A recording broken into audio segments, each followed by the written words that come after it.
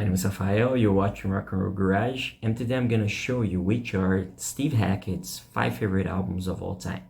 But first, please subscribe to the channel, like the video, and leave your comment. Well, back in 2020, I had the chance to interview Steve Hackett. At the time, I was not doing videos yet, so I made this interview via email, and we talked about some questions, and I asked him which were his 5 favorite albums of all time. So let's start. The first one he mentioned was the Beatles' Sgt. Pepper's Lonely Hearts Club Band. And this is what he said. There's fantastic variety in this album and a great deal of energy, as in Lucy in the Sky with Diamonds. I love the way A Day in Life morphs from the song through a massive crescendo, followed by another vibe and back to the original melody. The kaleidoscope of colors in this album leap out at you at every turn. So this is what he said about these incredible Beatles albums, which was also a huge inspiration for the progressive rock bands. The second one he mentioned was a progressive rock album, In the Court of the Crimson King by King Crimson. And this is what he said.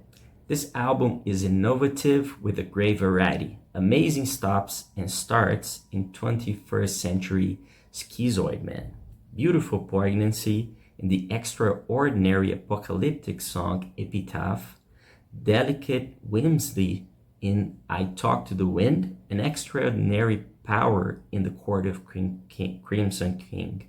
I was blown away when I first heard this in 1969. So this is what he said about another incredible progressive rock band, which was really one of the greatest from the era, alongside Genesis during their first era with Peter Gabriel, and they were really much more progressive.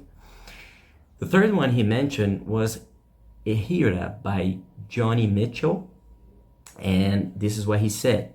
This album has amazing contributions from late great extraordinary bass player Jaco Pastorius, who I met around this time. Joni really gets into her stride here too, with her innovative approach.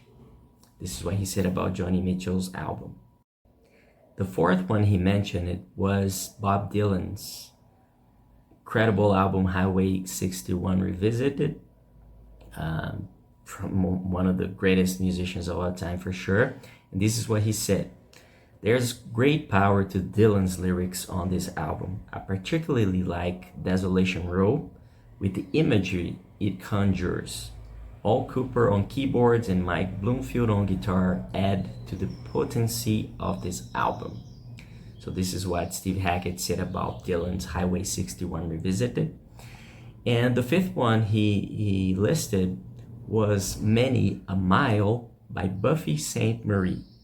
And this is what he said. I love songs like Must I Go Bound, sung here by Buffy, with extraordinary beauty, and Until It's Time for You to Go, with the sense of poignancy that Buffy is able to engender. Buffy covers so many themes, from pain and wonder of love to social concerns, with such warmth and conviction. So these are the 5 albums that Steve Hackett said at the time you were his favorites of all time. I hope you liked the video. Don't forget to subscribe to the channel. If you want to read more, you can go to the description and read the article where he wrote about it back then. And obviously don't forget to visit rockandrollgarage.com. So subscribe to the channel, like the video, and leave your comment. Tell me what you think, okay? Thank you for watching, and I see you later.